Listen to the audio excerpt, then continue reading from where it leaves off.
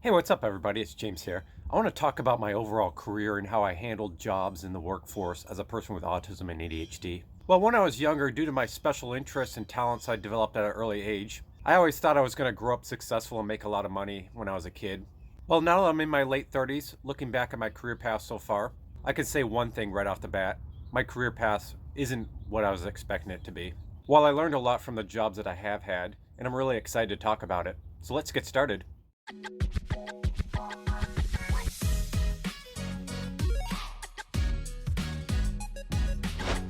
Well, my name is James and I do weekly videos on autism and ADHD. If this sort of thing interests you, please subscribe, share this video, and give it a like. Because that way, it can help more people like us. I didn't have jobs until I was much older, as opposed to a lot of people in my high school where they had jobs when they were much younger. I had my first job after I graduated in high school, and I worked at a park as a maintenance and groundskeeper worker. I lived in Grosse Pointe back then, and they had two huge parks that most of the people would go to during the summer and winter. I did mostly manual labor type of work. I basically tried to keep the park that I worked at clean. I enjoyed it overall, but there were its challenges. The main challenge was basically following directions.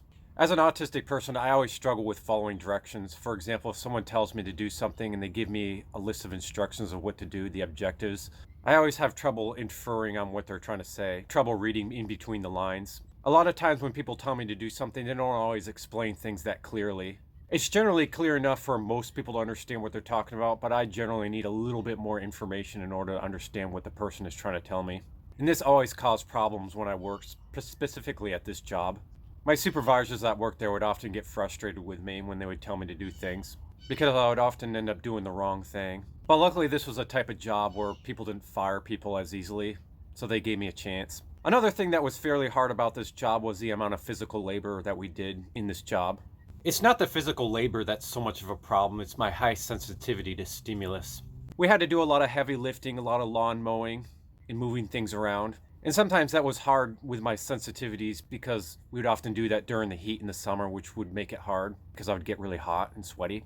And with hypersensitivity, sensory processing struggles, that would always make it a little bit more harder to bear.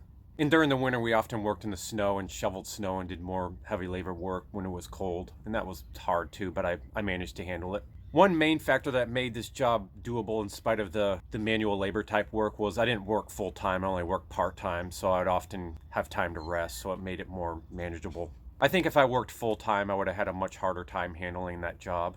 One thing I really enjoyed about my job was the fact that I actually had friends that I worked with, that I was friends with. So as an ADHD person, this made something that would be more boring, more stimulating. We often talked about things that were fun and enjoyable, and we often laughed. I worked at the park for about a year and a half until I got my next job at Consumers Energy as a co-op at my college that I went to at Kettering University. Let me tell you, in a way, this was my ultimate dream job, as power lines was one of my lifelong special interests. Not only I managed to land a job where they designed power lines, but it happened to be a utility that designed power lines that were one of my favorite power lines I used to like to look at as a kid. Interviewing can be a struggle for autistic people in that it's really a situation where you basically can't be yourself. It's about following social rules. It's about masking. I was nervous during the interview, but I managed to land the job because I tried to make my resume look good. I made sure I had a good suit to wear. And then during the interview, I asked a lot of questions about power lines. Part of the reason was because it was the opportunity to actually talk to some power line experts where I was able to get answers to questions I've wondered like my whole life. And secondly, the questions were kind of a way to help the employers know that I knew a lot about this and it was a job that I was really passionate to get into. The job was really neat. I worked during the winter and the summer as a co-op rotation between my spring and fall academic semesters at my engineering university. And like working at the park, I did enjoy it, but I enjoy working at this job even more. It was an awesome place to work, and of course, I was working towards something that was one of my special interests. But this job wasn't without a plethora of problems, though, due to my autism and ADHD. First off, my ADHD made it really hard to follow directions when people would train me to do new things. I would constantly zone out, and I was afraid to ask people to repeat because I didn't want them to be frustrated and think that I wasn't a good fit for this position. The same issue, of course, happened with my autism, where I had struggle following directions and inferring what was being talked about, reading in between the lines. So sometimes when my supervisor would tell me to do a project and train me and I didn't get something or misunderstanding something, I would just say, okay, I understand it, to avoid getting into trouble. Sometimes I would manage to figure it out myself and manage to get the project done, and that was a relief. But other times I did have to end up telling them that I didn't understand it and then have them repeat again. So sometimes when my supervisor would tell me to do a project and train me and I didn't get something or misunderstanding something, I would just say, okay, I understand it, to avoid getting into trouble. Sometimes I would manage to figure it out myself and manage to get the project done, and that was a relief. But other times I did have to end up tell them that I didn't understand it and then have them repeat again. And the supervisor that I worked with that eventually moved up to be my overall boss manager in the position was kind of a short-tempered person, unfortunately. He did get frustrated with me. I also worked closely with a CAD designer that worked in the department. She was a girl, she was really nice, but she did get really impatient with me. She wasn't outright rude or anything like that. She tried to be nice, but reading her body language really spoke that she would get really impatient with me and frustrated. Because again, I'd often have to have her repeat certain things, and sometimes I would misunderstand things and do the wrong things, so she would have to re-explain things. And these are the things that I feared the most. I was often afraid to ask to do new assignments. I often focused on doing the simple assignments that I was comfortable with. Not to mention, I have CPTSD, which is childhood trauma. I carry trauma, which is caused by being bullied and made me feel like I was not good enough. And this often makes me feel like I'm not good enough, which makes me feel more nervous to do things, take chances, and believe in myself, having confidence in my abilities. However, I think the biggest problem with this job and what eventually caused me to not continue working here was being afraid to tell people about my autism struggles and my learning struggles beforehand, in advance.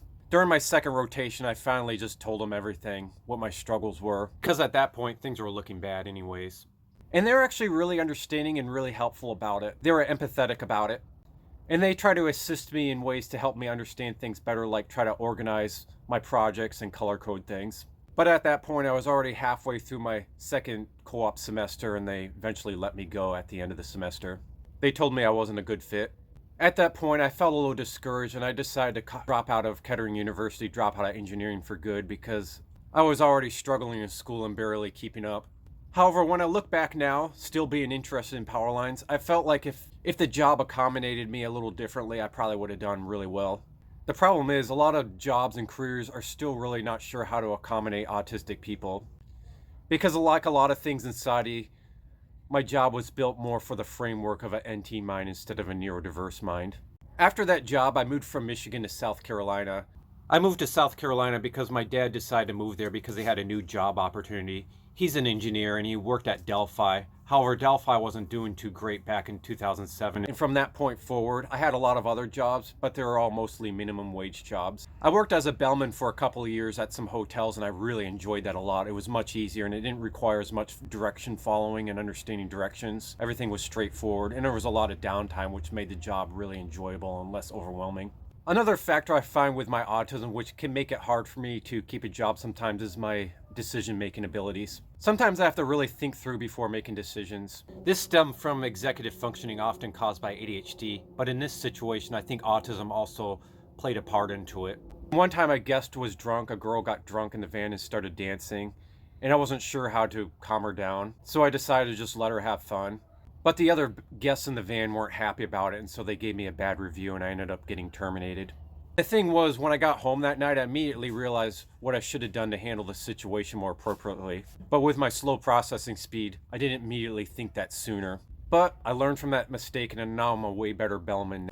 I lived in South Carolina since 2007, and I was a bellman for a couple years, but was jobless for a while. I worked at the college when I majored in digital media and television production as a computer lab assistant, and that was pretty easy. I helped people in computer-related assignments, and there was a lot of downtime which I could relax, do my artwork, and get homework done.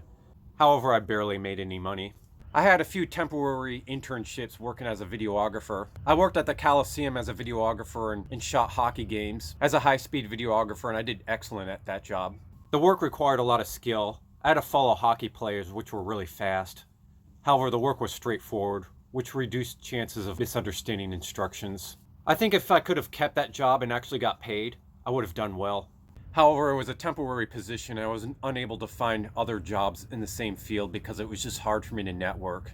The problem with multimedia and videography, which really affected me as a person with autism and ADHD, is that it requires a lot of networking and getting to know other people, which was a struggle for me. I was one of the top students in my school when I did videography and multimedia. However, my skills quickly fell behind once other people landed jobs and gained more experience. I eventually became outcompeted, which started discouraging me even more. If I was a videographer, I'm not sure how well I would do it as a career. If I was doing one thing repetitively, I would do great.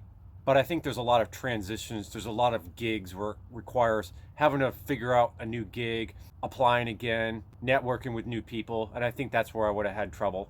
If I had a multimedia job where I did graphic design, animation, motion graphics for my multimedia degree, I also think working as a job in that field would still be hard too. Maybe harder. Because again, the jobs often require a lot of gig work where it requires constantly finding small gigs as opposed to working a steady 9 to 5 job. Again, where the gig work would require constantly networking with people, socializing, marketing yourself, marketing your work over and over again in a repeated process, which could not only make it hard when it comes to implying information, making inferences, reading between the lines, and really exercising my slow processing speed, but it can also contribute to burnout too. Furthermore, working with clients would require a lot of listening and understanding when they talk about what it is I want to design and accurately understand what they're talking about. And this would be hard too. It would be like a mixture of trying to socialize with people, which can be hard. Also, understanding instructions, which is also tough for me. Again, that would probably be exhausting over time and contribute to burnout. And then when it comes to my ADHD with executive functioning, the struggle to organize would make it hard too. I would have to be really organized doing a gig like this. Then my CPTSD from childhood trauma kicks in and says, you can't do this, you're not good enough, you're not going to be able to handle this rejection. I probably could do it, but I think it would be really hard. So it may not be the right fit for me, even though I enjoy multimedia and I do have a talent in it. All in all, I'm not giving up on this. I'm still looking for some gigs. However, ever since I graduated in 2014 with my degrees, I have been looking for jobs in that field, however, was unable to land any jobs. So instead, I worked minimum wage as a pizza deliverer. I worked as a pizza deliverer for 4 different pizza places: Domino's, Marco's, Pizza Hut, and then Marco's again. There was good things about working there, but there was a lot of bad things there too. The good thing was I liked to drive around in my car because it gave me a little bit of time to learn other things, to increase my knowledge. I could listen to YouTube videos while driving, or sometimes even meditate, which really benefited me in a lot of ways.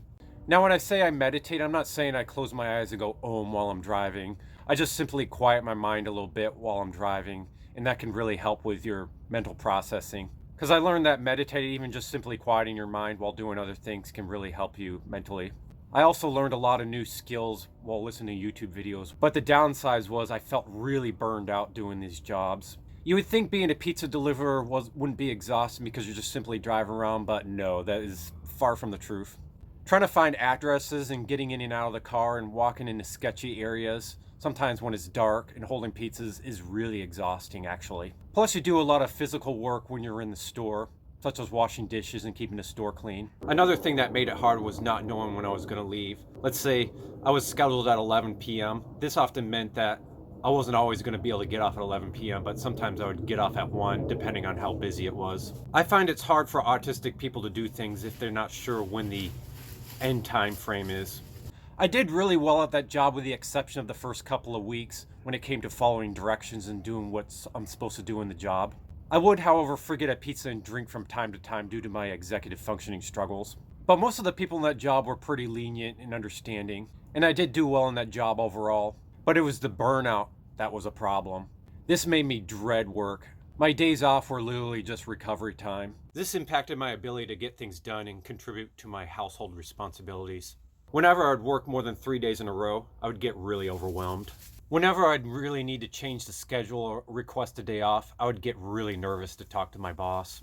It got to the point I got so burned out that I didn't want to work at all, period. Eventually I quit delivering pizza, and then I decided to DoorDash and do Uber Eats for a while, and I liked that much better. It was still exhausting though, but not as bad as being a pizza deliverer. During that time, I still seeked out multimedia and videography type jobs. I constantly tried to update my portfolio with new pieces that I practiced on. However, due to the stiff competition, I just could not land a job. And then with the stiff requirement of interacting with clients and following directions, this was always a fear of obtaining this kind of a career anyway. Sometimes I get really depressed about the fact that I'm not really advancing in my career while other people are, especially for the fact that I do have 2 degrees and I do have somewhat of a talent in the multimedia and videography arena. I also didn't want to be doing minimum wage jobs that, yeah, I could do, but would just leave me feeling burned out all the time. I felt like I was stuck between a rock and a hard place. Eventually, my car ran out of oil and my engine started knocking because I assumed that my car had enough oil when it really didn't. I had to take my car to the junkyard, and I no longer had my own car to drive. I only had my wife's. So my wife didn't want me to DoorDash anymore. I was really upset that I ruined my car, and I'm not ever going to let that happen again. However, something good happened because of that. I again went on Indeed and looked for some jobs, and lo and behold, I found a bellman job. And it was at a hotel that I've been wanting to work at for a while, and it was actually the hotel I used to work at, but now it was a Marriott. They renovated the building into a Marriott, and I've always wanted to work there. Well, I applied for the job, and lo and behold, I got hired. I've been working as a bellman shuttle driver for 2.5 years now at Marriott, and I really enjoy the job a lot.